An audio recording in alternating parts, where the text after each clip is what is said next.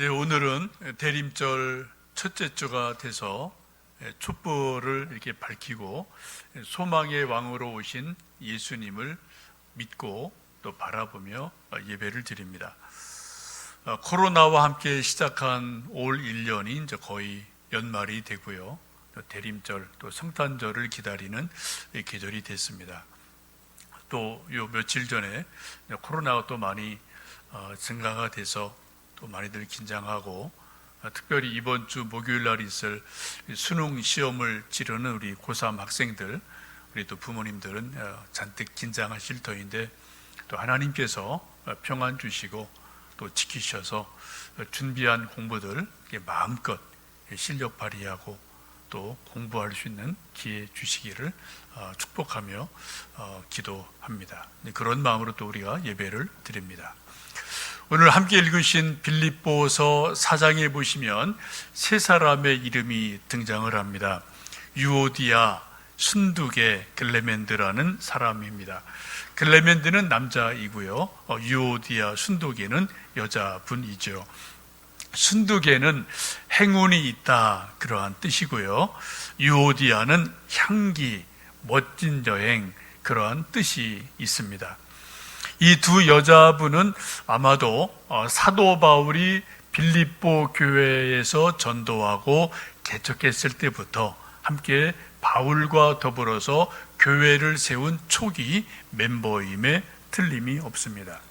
세월이 지나서 지금 사도 바울은 멀리 로마 감옥에 갇혀 있고 빌립보 교회들이 계속 성장하고 있는데, 이 유오디아, 순두계 두 여성 지도자 사이에 뭔가 문제가 있음을 이 말씀 속에서 우리는 볼 수가 있습니다. 특별히 사도 바울이 편지를 쓰면서 유오디아, 순두계를 권하노니 주 안에서 같은 마음을 가져라 라고 말씀하고 있습니다. 사도 바울이 하고 싶은 말이 아주 많았겠지만 편지에서 아주 간단하지만 의미심장한 말을 하죠. 두 여성 지도자에게 주 안에서 같은 마음을 가져라, 같은 마음을 품어라 라고 권면하고 있습니다. 우리가 이 빌립보 교회를 생각할 때 특별히 또 여기 나오는 여자분들의 이름을 생각하면서 2000년 전에 마케도냐 지역 또 빌립보 지역의 문화적인 특징을 좀 생각해 보셔야 되겠습니다. 세 가지 특징이 있는데, 첫 번째는 우리 보통 결혼해서 자녀를 낳으면 이제 아이들 이름을 대부분은 아버지의 성을 따라서 이름을 붙여줍니다. 부계로 흘러가죠. 그런데 이 마케도냐 지방과 빌립보 지방은 이 당시 모계의 어머니의 이름을 따서, 성을 따서 이름을 지어주는 그런 독특한 문화가 있던 것입니다. 그만큼 여성의 권위가 상당히 강했다는 거죠. 여러분, 유대인들도 유대인이 되는 가장 중요한 첫 번째 비결이, 어머니가 유대인이면은 그 사람은 자동적으로 태어날 때부터 유대인입니다. 아버지가 아니에요. 엄마가 더 중심이 돼요. 어머니가 유대인이면은 자동으로 유대인이 돼요. 요즘은 좀 문이 많이 열려져서 어떤 사람이 유대교로 개종을 하면 그 사람을 유대인으로 인정해 주는 것도 물론 요즘은 있기도 합니다. 여러분, 성경을 보시면은 모세의 어머니를 아주 많이 강조하죠. 또 그 누님을 아주 많이 강조를 해요. 또 신약도 보시면은 디모데 어머니와 외할머니를 강조를 합니다. 또 사무엘의 어머니 한나를 아주 많이 강조를 해요. 성경에도 보시면 믿음의 많은 그 전승들이 어머니를 중심으로 이어져 가고 있음을 우리가 볼 수가 있습니다. 물론 아버지가 중요하죠. 똑같이 중요합니다. 그러나 적어도 2000년 전 마케도냐 지역에서는 어머니의 권위가 더 셌다, 이런 것을 볼 수가 있겠습니다. 또 그런 의미에서 두 번째는 마케도냐 지역에서 2000년 전에 여자들의 개인적인 재산을 인정을 해 줬어요. 우리나라 이런 것 된 지 얼마 되지 않습니다. 집 대부분 가장 이름으로 옛날엔 됐죠. 무조건. 근데 요즘은 뭐 아내 이름으로 엄마 이름으로 얼마든지 집 등기할 수 있는 것들이 뭐 이제 법적으로 되어 있지 않습니까? 또 공동으로 할 수도 있고요. 2000년 전에 마케도냐 지역에서는 여자 개인의 이름으로 집을 살 수 있다는 거예요. 등기할 수 있다는 겁니다. 재산을 관리할 수 있고 돈을 벌 수 있는 그러한 일들이 열려 있었음을 보게 됩니다. 그래서 우리가 잘 아는 것처럼 루디아라는 여인도 개인적으로 자주옷감 장사를 했잖아요. 요즘 말로 말하면은 커다란 의류 회사를 옷감 회사와 장사를 한 그런 여인이고 그런 회사의 사장이다라고 볼 수가 있게 되죠. 그래서 돈이 있기 때문에 무슨 일이든지 여자 마음대로 주도적으로 일할 수 있는 그러한 분위기들과 문화가 있던 지역이 마케도냐 지역이고 또 빌립보 지역이기도 합니다. 그래서 마케도냐에 보면은 지금도 유물들이 나오게 되는데 여자의 이름으로 되어진 공덕비 이런 것들이 출토되어지고 있습니다. 어떤 여자 이름을 쓰고 이 여자분이 이런 선한 일을 많이 했습니다. 그래서 그런 선행비, 공덕비를 적어 놓은 것들이 있어요. 우리나라는 그런 문화가 없죠. 우리 여자들의 이름이 세워진 것은 기껏해야 조선시대에는 연료비예요. 이제 남편 먼저 죽고 평생 정조를 지키고 살아갔던 연료, 또 그것 때문에 죽었던 어떤 여인, 이런 것들을 양반들의 가문 채통 때문에 연료비를 세워준 것은 있지만 어떤 여인들이 큰 공덕을 세워서 사회에 뭔가 기여해서 이런 귀한 일 했다, 이런 것들은 우리나라에서는 거의 없습니다. 그런데 마케도냐 지역에는 이런 것들이 아주 많이 있었다는 거죠. 그래서 이런 것을 보면은 마케도냐 빌립보 지역이 상당히 여성의 권위가 높다, 여성 주도적인 사회다, 이런 것을 알 수가 있습니다. 그런 관점에서 우리가 잘 아는 것처럼 루디아가 자주옷감 장사를 했고 또 사도 바울이 그 루디아를 만나면서 그 집에서 유하면서 정말로 내가 예수님 믿는 사람인데 나를 예수님 믿는 사람으로 정말 믿으면 우리 집에 들어와서 유하십시오. 집이 좀 컸겠죠, 그죠? 그리고 방을 좀 몇 칸 내주고 여기서 마음껏 쉬시고 전도하고 예배 드리십시오 라고 장을 펴주어서 빌립보 교회가 루디아의 집에서부터 시작되는 것을 알 수가 있습니다. 지금 그런 흐름 속에서 이제 유오디아, 순두계라는 두 여성 지도자가 유오디아의 그 뒤를 이어서 아마도 이 빌립보 교회의 중요한 지도자로 세워진 것을 볼 수가 있습니다. 우리가 좀 일반적으로 보면 여자분들은 이게 섬세한 데가 있어요. 그래, 남자들이 미처 생각하지 못하는 것들을 눈썰미가 있어서 잘 보고 잘 또 채워주는 섬세함이 있습니다. 그래서 이 여성들이 주도하는 빌립보 교회에서 로마 감옥에 갇혀 있는 바울을 생각하면서 잡고생이 많으시겠다, 얼마나 힘들까, 그런 생각으로 연보를 해서 그걸 또 보내주고 격려하는 일들이 있음을 여러분 보지 않습니까? 그런 감사 편지로 또 빌립보서를 썼음을 우리가 앞에서 보기도 했습니다. 그런데 가끔은 뭐 다는 아니지만 또 여자분들 가운데, 남자도 물론 마찬가지입니다만 여자분들 가운데 있는 특징 중에 하나가 시기 질투가 가끔 일어날 때가 있습니다. 아마 그런 문제가 지금 유오디아와 순두계에 일어난 것 같아요. 전부 다 교회를 더 잘 섬기고 예수님도 잘 섬기려고 애를 썼는데 더 열심을 내다 보니까 이게 비교가 되고 누가 더 열심을 내느냐, 누가 더 칭찬받느냐, 이런 문제들이 일어나면서 좀 시기와 질투가 일어난 것 같습니다. 그래서 두 지도자가 그런 갈등이 일어나니까 교회들이 불편하게 되고 그러한 소문이 벌써 멀리 로마에 있는 바울에게까지 들리게 된 거죠. 우리 속담에 발 없는 말이 천리를 간다, 라는 말처럼 이 소문이 벌써 소문을 타고 인편을 타서 로마 감옥에 있는 바울까지 들려지게 되고, 그 소식을 듣고 안타까운 마음으로 유오디아, 순두계 두 여인의 이름을 직접 거명하면서 내가 권하노니 주 안에서 같은 마음을 품어라 라고 말씀을 하고 있습니다.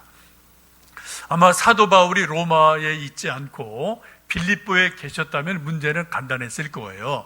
두 사람을 불러놓고 함께 기도하고 좀 권면하고 또 서로 위로해 주면은 또 오해나 이런저런 갈등들이 쉽게 풀렸을 것 같습니다. 그러나 지금 사도 바울은 멀리 로마 감옥에 있거든요. 어떻게 할 수 없기 때문에 간절한 마음으로 기도하면서 편지에 두 사람 이름을 기록하면서 내가 정말 권한다. 사도로서 내가 권한다.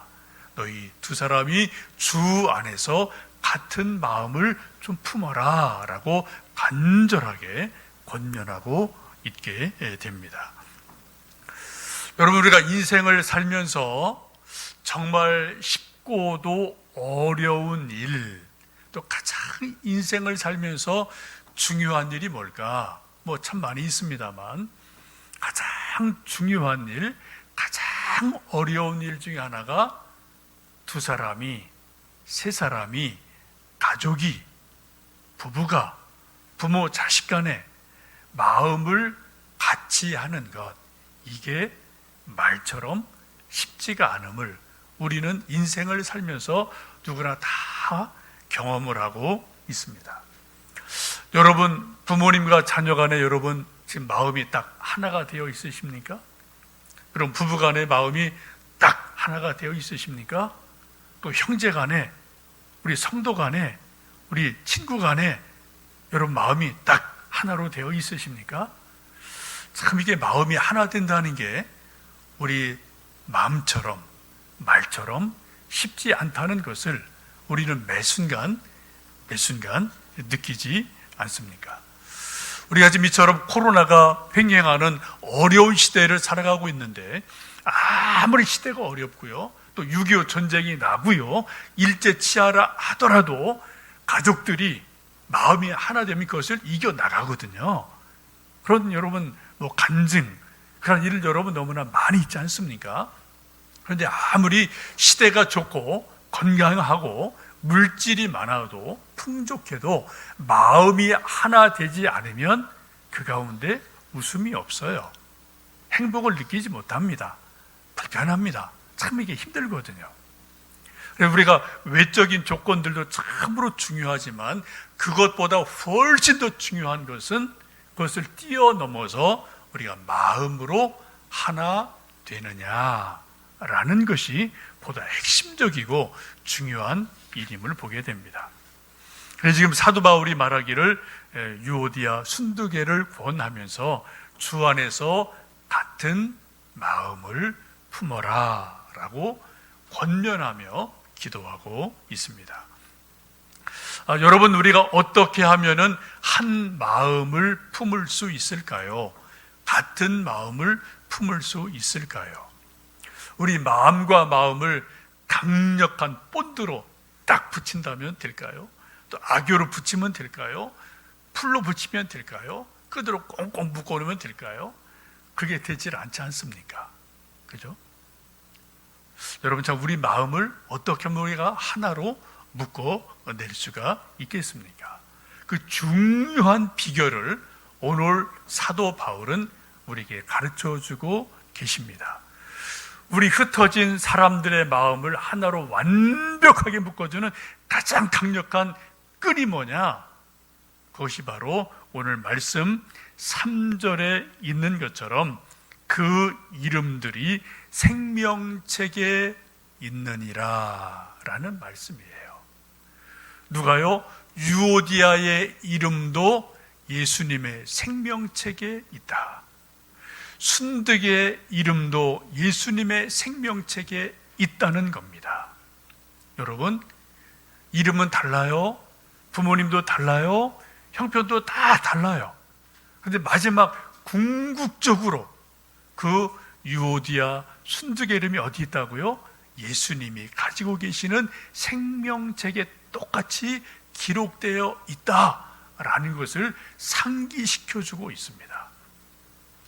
여러분, 이 시간 우리 예배드리는 저의 이름이나 여러분들의 이름이나 또 가정에서 예배드리는 우리 성도들의 이름이 예수님의 생명책에 기록되어 있음을 믿으시기를 축복합니다. 여러분 정말 믿으십니까? 내 이름이 예수님의 생명책에 기록되어 있다. 내 아들, 딸 이름이, 내 남편과 내 아내가, 우리 성도들 이름이 예수님 생명책에 분명히 기록되어 있다. 이걸 분명히 믿으면 우리가 생각이 좀 다르고요, 형편이 좀 다르고 이런저런 다름이 있을지라도 결국은 우리는 하나로 묶일 수밖에 없는 그러한 놀라운 은혜가 있게 됩니다. 여러분, 성경을 보시면 생명책에 대한 말씀이 아주 많습니다. 특별히 계시록에 보면 많이 있죠. 요한계시록 3장 5절에 이기는 자는 이와 같이 흰옷을 입을 것이요 내가 그 이름을 생명책에서 결코 지우지 아니하고 그 이름을 내 아버지 앞과 그의 천사들 앞에서 시인하리라. 요한계시록 20장 12절 또 내가 보니 죽은 자들이 큰 자나 작은 자나 그 보좌 앞에 서 있는데 책들이 펴있고 또 다른 책이 펴졌으니 곧 생명책이라. 죽은 자들이 자기 행위를 따라 책들에 기록된 대로 심판을 받으니라. 계시록 20장 15절 누구든지 생명책에 기록되지 못한 자는 불못에 던져지리라.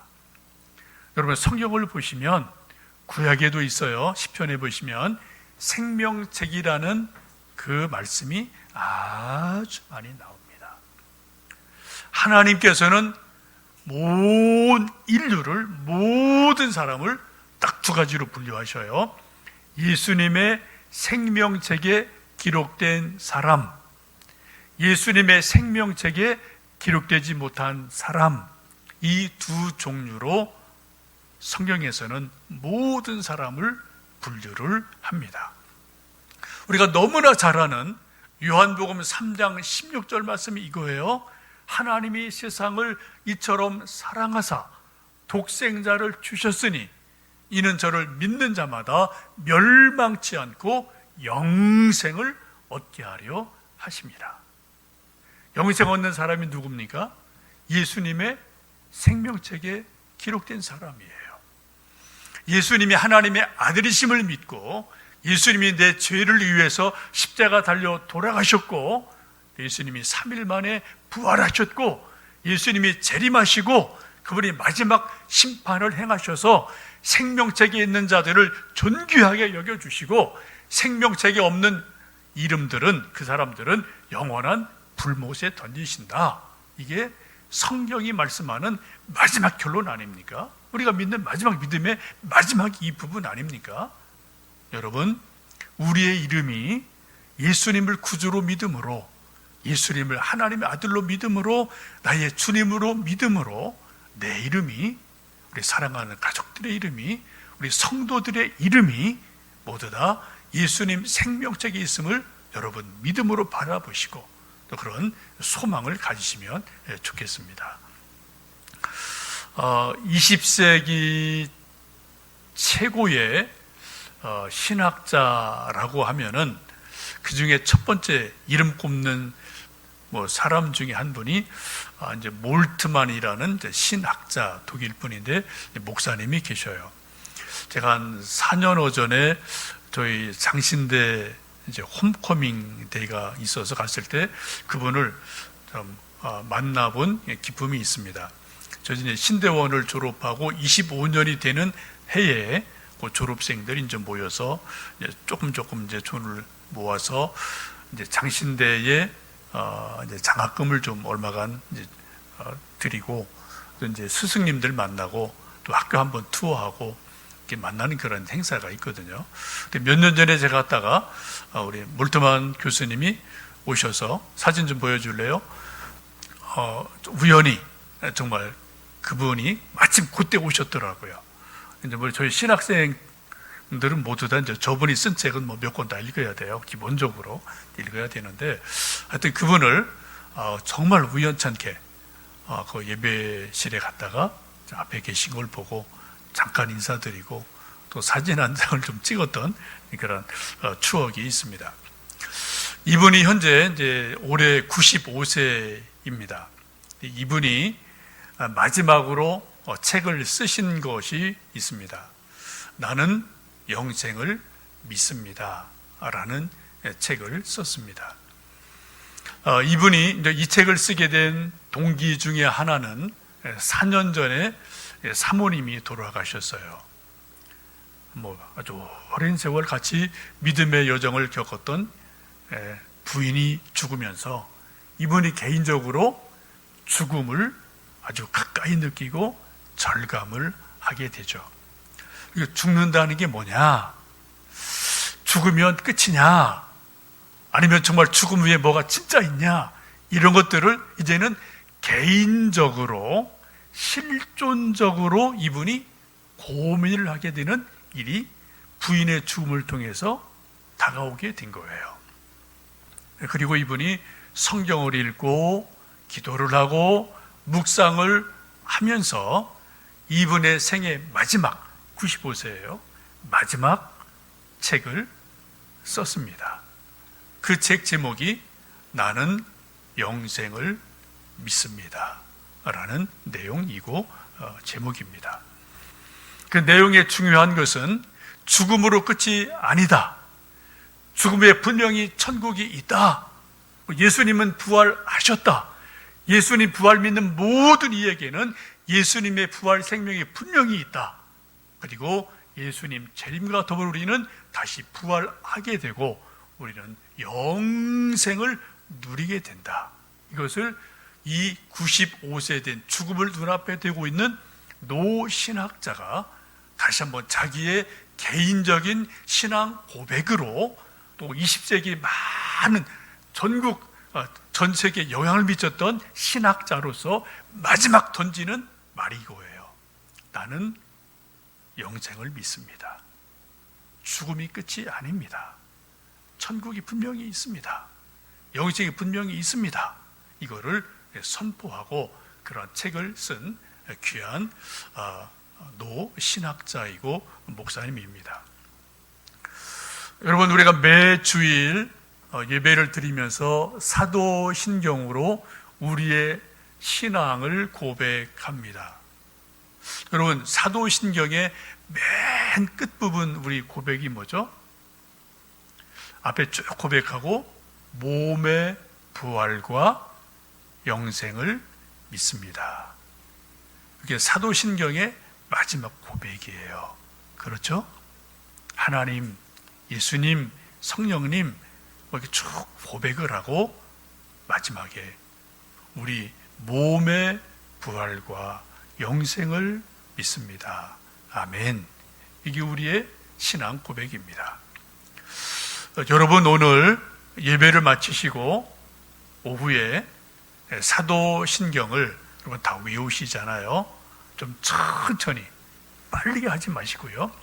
2배 정도 천천히 음미를 하면서 한 단어 한 단어 생각해 보시고 묵상을 하시면서 정말 우리가 사도신경을 통해 고백하는 것처럼 전능하신 하나님, 구주 예수님, 성령님, 교회 하나됨, 제 용서하심, 몸의 부활, 그리고 영생을 정말 내가 온 몸으로 온 마음으로 믿는지 다시 한번 신앙 고백을 하시는 그런 귀한 은혜가 있기를 주님의 이름으로 축복합니다. 여러분, 정말 내 이름이 우리 교회 교인 중에 홍길동 이름이, 또 누구 이름이, 유오디아 이름이, 순득의 이름이 예수님의 생명책에 정말 똑같이 기록되어 있다면 조금 생각이 다르고 가치관이 조금 다르고 형편이 조금 다르고 어떤 문제를 접근하는 관점이 다를지라도 그게 크게 중요하지 않다는 거예요. 여러분, 이 세상에 똑같은 일은 절대로 없습니다. 그죠? 형제간에도 쌍둥이도 똑같지 않아요. 절대 똑같지 않아요. 다 다른 건 정상이에요. 우리가 서로가 믿음 안에서 맞춰가면 되는 거 아니겠습니까? 오늘 사도 바울은 유오디아와 순두개를 주 안에서 같은 마음을 품으라고 권하면서 그 같은 마음을 품을 수 있는 가장 강력한 이유가 뭐냐? 끈이 뭐냐? 두 사람의 이름이 예수님의 생명책에 똑같이 기록되어 있다. 똑같은 영생을 누릴 사람들이다. 그러니 조금 생각이 다르고 처지가 다를지라도 서로 이해하고 헤아려 주고 한 마음을 품어라. 주님의 마음을 품어라. 같은 마음을 품으라고 말씀하고 있습니다. 여러분, 우리도 인생을 살며 혹은 가정에서 삶을 살며 우리 또 교회에서 믿음 생활하며 서로 다른 생각, 갈등이 왜 없지 않겠습니까? 당연한 거예요. 정상적인 겁니다. 그러나 오늘 사도 바울의 말씀처럼 저의 이름이, 여러분의 이름이, 우리 가족들의 이름이, 우리 자녀들의 이름이 모두 다 예수님의 생명책에 기록되어 있음을 분명히 믿으시고 그 큰 은혜로, 그 믿음으로, 그 소망으로 우리가 주 안에서 한 마음을 품는 그런 놀라운 은혜가 있기를 주님의 이름으로 축복합니다.